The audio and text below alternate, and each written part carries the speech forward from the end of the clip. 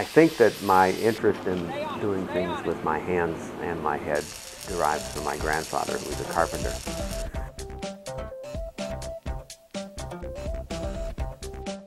My name is Carl Billingsley.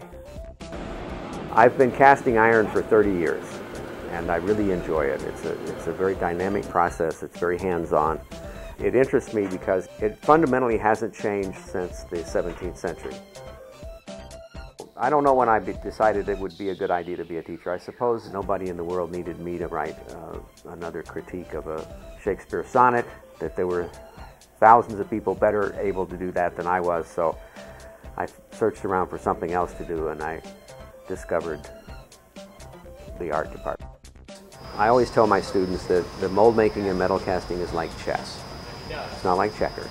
You have to think many moves ahead, okay? And you have to anticipate things and plan ahead, because sculptors are usually interested in having their work last for some length of time. So if you don't, you're going to get into difficulty, because it's a laborious process. You don't just melt metal and pour it into anything. You have to make some kind of pattern.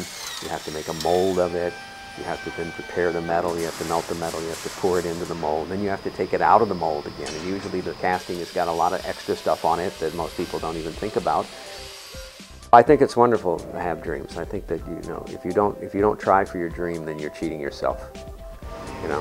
And whether you achieve the dream or not, even just the very act of trying for it does something really positive for you.